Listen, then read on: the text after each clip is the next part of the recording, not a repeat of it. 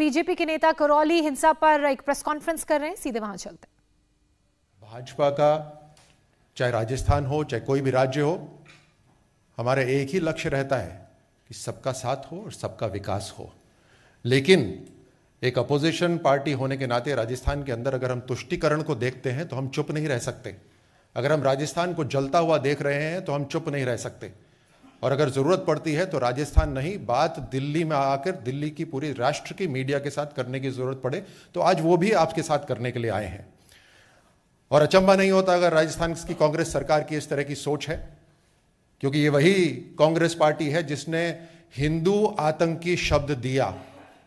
पूरे देश के अंदर हम हमेशा कहते थे कि आतंकियों का कोई धर्म नहीं होता, लेकिन हिंदू आतंकी शब्द ही कांग्रेस पार्टी ने दिया। ये वही कांग्रेस की पार्टी है, इनकी विचारधारा वही है जिन्होंने सुप्रीम कोर्ट के अंदर एक हलफनामा दिया, एक एफिडेविट दिया कि राम सीता हनुमान एक काल्पनिक पात्र है। ये वही कांग्रेस पार्टी है, तो अचंभा नहीं होता किस तरह से ये तुष्टीकरण कर रहे हैं। 1966 के अंदर इंदिरा गांधी ने नागा साधुओं के ऊपर जो गौ हत्या के खिलाफ आंदोलन कर रहे थे उन पर गोलियां चलाई। तो बिल्कुल अचंभा नहीं होता कि राजस्थान सरकार आज तुष्टीकरण कर रही है। जहां जहां धर्म यात्रा निकल रही है हिंदुओं की, चाहे कोटा हो, बीकानेर हो या फिर अजमेर हो, वहां पे धारा 144 लगाई जा रही है। यानी पहले से ये सोचा जा रहा है, माना जा रहा है कि हिंदू तो कम्युनल है, हिंदू सांप्रदायिकता बढ़ाएगा, इस तरह का माहौल बनाया जा रहा है। और उसी के साथ साथ एक धर्म विशेष के लिए कानून निकाला जा रहा है कि यहां पर किसी भी हालत में बिजली की कटौती नहीं की जाएगी। ये दोनों की दोनों फर्क आप साथ देखिए। यही बात रखने के लिए आज प्रदेश के अध्यक्ष सतीश पूनिया जी यहां पर आए हैं। राजेंद्र राठौड़ जी और भजनलाल जी, रामलाल जी, ये उस टीम में शामिल थे जो करौली गए। करौली के अंदर जो पूरा हंगामा हुआ उसका पूरा विस्तार से आपके सामने बात रखेंगे। मैं सतीश जी को आमंत्रित करता हूं।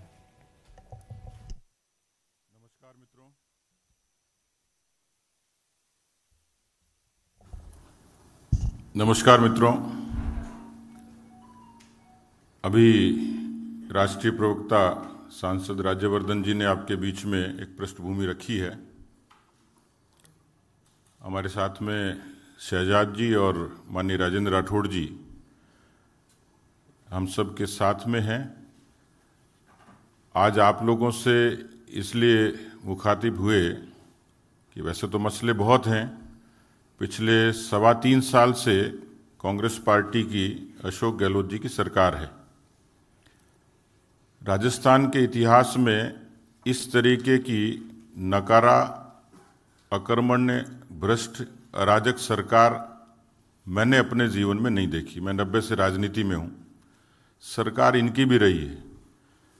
और जिस तरीके से राजस्थान में मुद्दों के तौर पर एक बड़ा मुद्दा किसानों के बीच में कर्जा माफी का आता है, जिसकी खुद वायदा किया था राहुल गांधी जी ने, और कहा था कि चाहे सूरज उगे न उगे, चंद्रमा गायब हो जाए, 10 तक गिनती गिनूंगा और कर्जा माफ हो जाएगा। दूसरा बड़ा मसला बेरोजगारी का है। 32.3% से भी ज़्यादा बेरोजगारी राजस्थान में है। 70 लाख बच्चों ने परीक्षा दी और रीट में चीट की गूंज आप लोगों तक पहुंची होगी। उस पर भी हम लोग सीबीआई की डिमांड कर रहे हैं और सरकार उस पर पीछे हट रही है। चौथा एक बड़ा मसला है करप्शन का, भ्रष्टाचार का। ये अनूठी सरकार है जिसमें भ्रष्टाचार का मेन्यू कार्ड बन गया।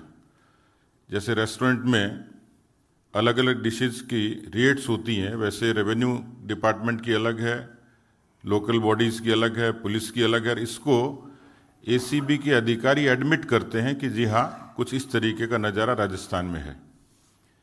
लेकिन जो सबसे बड़ी बात राजस्थान के बारे में लागू होती है, राजस्थान के बारे में आप सब लोग जानते हैं, पीसफुल स्टेट है।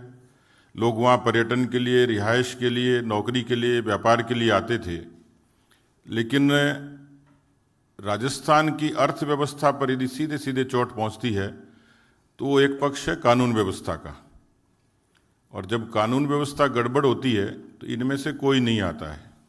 पर्यटकों की संख्या भी कम होती है, निवेशकों की संख्या भी कम होती है।